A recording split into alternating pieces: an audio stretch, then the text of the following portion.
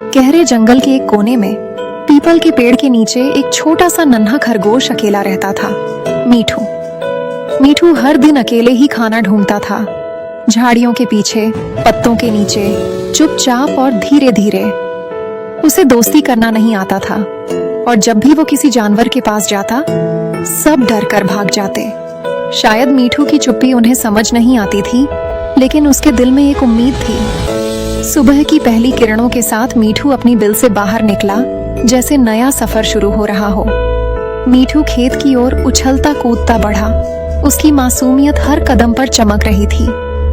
तभी मीठू ने सुना एक अजीब आवाज जो उसे डराने के बजाय और भी जिज्ञासु बना दी।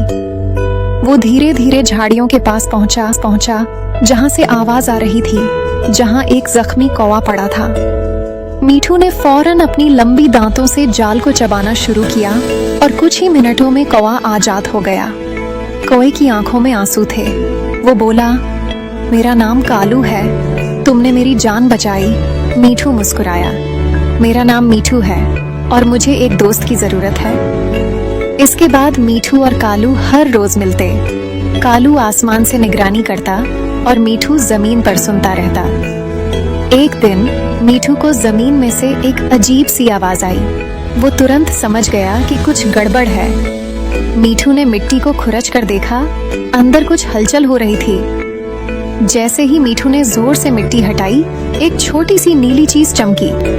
मीठू ने डरते हुए उस नीली चीज को छुआ और तभी जमीन हिलने लगी। अचानक उस पेड़ की शाखा से एक चमकदार तोता उतरा और मीठू को देखकर मुस्कुराया। तोते ने अपनी चोंच से मीठू को छुआ और अचानक उसके शरीर में एक हल्की चमक फैल गई। मीठू अब उड़ सकता था। वह हवा में उछलकर तोते की पीठ पर बैठ गया और दोनों आसमान की ओर उड़ चले। मीठू और तोता अब आसमान में थे, दोनों पेड़ की ऊंची टहनी पर। मीठू की आंखों से आंसू बहने लगते हैं।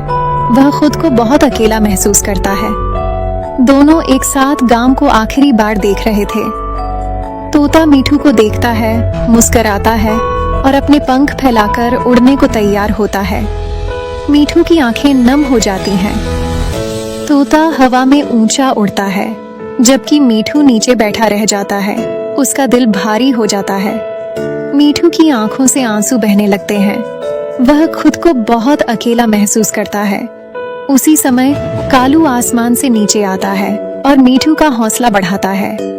मीठू मुस्कुराता है, अपनी आंखें बंद करता है और उड़ने की कोशिश करता है। मीठू छलांग लगाता है, हवा में उड़ता है और कालू खुशी से चिल्लाता है। मीठू और कालू आसमान से नीचे उतरते हैं, लेकिन नीचे का माहौल अजीब सा लगता है। मीठू जंगल के खुले मैदान में खड़ा है।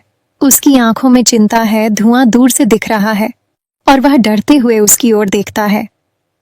हवा तेज थी और आग फैलती जा रही थी। सब जानवर इधर उधर भागने लगे। मीठू और कालू ने मिलकर सबको चेतावनी दी। कालू आसमान से आग की दिशा देखता और मीठू छोटे जानवरों को सुरंगों में सुरक्षित ले जाता। लेकिन तभी मीठू को याद आया, एक बूढ़ा कछुआ भोलू अभी भी आग की दिशा में ही कहीं अकेला था। सब जानवरों ने मना किया, मत जाओ मीठू, जान को खतरा है। लेकिन मिट्ठू ने किसी का बात नहीं मानी।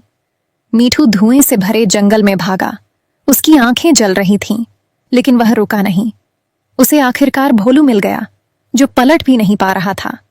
मीठू ने अपनी पूरी ताकत लगाई और भोलू को अपने पीठ पर घसीटते हुए आग से दूर लाया। ऊपर उड़ता कालू लगातार मीठू को रास्ता दिखा रहा था और मीठू भोलू को पीठ पर लेकर आगे बढ़ रहा था।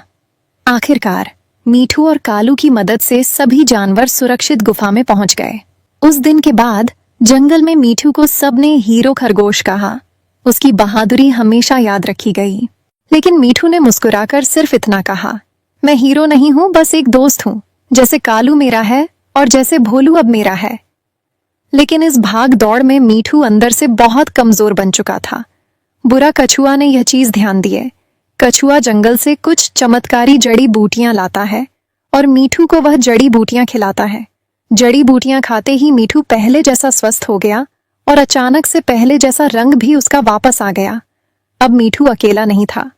उसका घर अब एक अकेली बिल नहीं, बल्कि एक नया परिवार बन गया था, जहां कालू कौवा, भोलू कछुआ, चिंकी गिलहरी और नन्हे हिरण उसके साथ ही रहता था और जंगल के हर कोने में एक नई कहानी उड़ रही थी। एक नन्हा खरगोश जिसने दोस्ती से जंगल को बदल डाला।